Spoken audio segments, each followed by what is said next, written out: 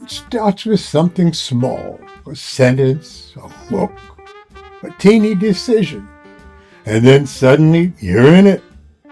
Your voice gets tight. Your mind starts collecting evidence. You're not having a conversation anymore, you're prosecuting.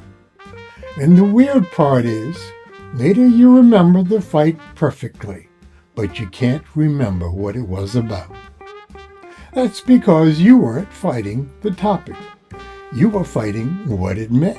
Most little arguments are really fights about a single, very important topic. And that's respect. Today I'll show you how to spot the real argument and how to ask for what you really want without it turning into a fight.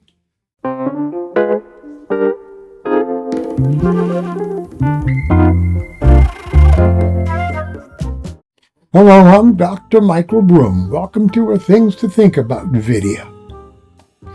Here's the pattern of these arguments. The topic isn't the topic. Most fights have two layers. Layer one is the topic, the money, the schedule, the in-laws, who got listened to. Layer two is the meaning. What that topic represents, what it means inside of you. Do I matter here? Do you take me seriously? Am I being dismissed? Am I equal? Can I trust you? Am I safe? When we can't safely talk about the meaning, we argue the surface topic. This is a proxy fight. You fight over something discussable because the real thing feels too exposing. Here's the deeper layer. It's something that keeps us safe, not just from the other person. We're keeping ourselves safe from ourselves. Asking directly to be respected brings up vulnerability, shame, fear of dismissal, fear of needing, and fear that your anger might get messy. All things we're pretty sensitive about. So our nervous system does something very interesting. It grabs a reasonable topic and turns it into something safe to argue about. Not because you're manipulative, but because you're protecting something tender inside you. Imagine a discussion you're having at home. A significant decision, a purchase, was made and you weren't asked about it. Or you were interrupted for the umpteenth time.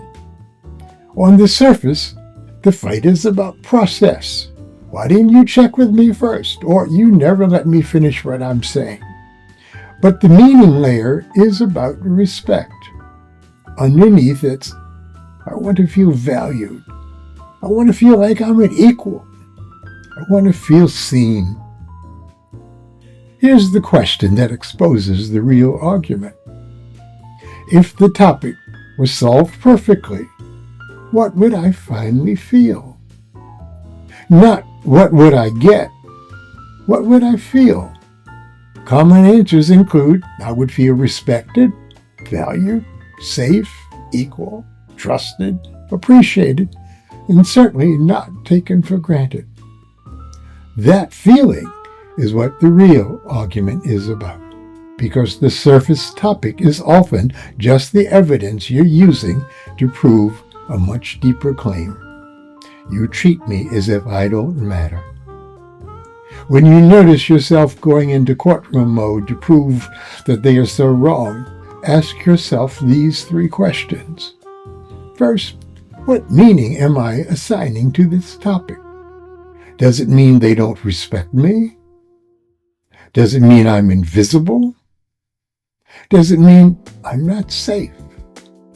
Question two, what am I protecting myself from feeling? Embarrassment, shame, grief, helplessness, rage. Question three, what would I ask for if I trusted myself to ask clearly? Those three questions will turn things around, because the goal isn't to win the topic. The goal is to adjust the meaning without creating collateral damage.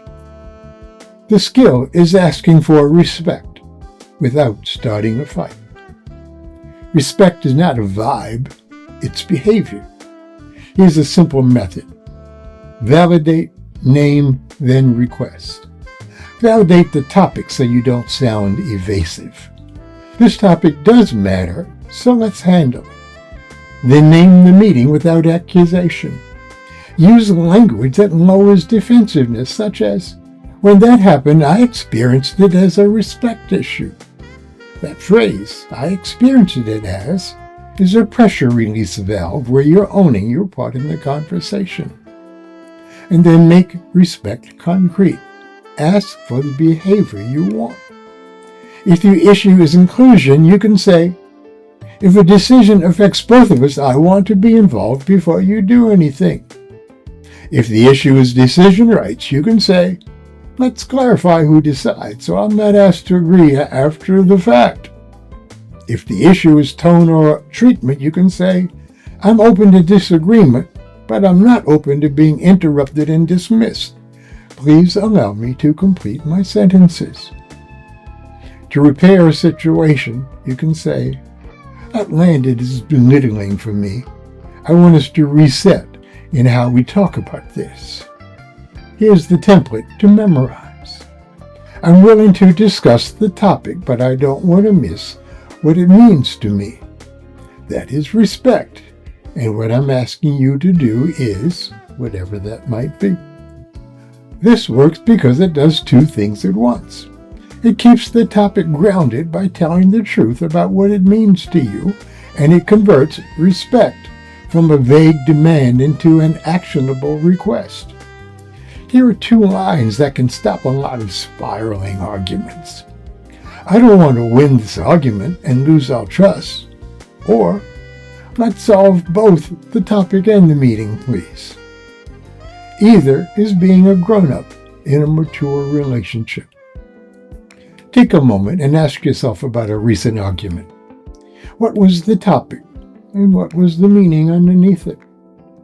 What were you trying to keep yourself safe from feeling? If you could redo it, what clean requests for respect would you make? The moment you can name the real argument, you stop fighting proxy wars, and you can get your life back from the tension and the wars with people you care about. Thanks for watching, and don't forget to like and subscribe. See you next time.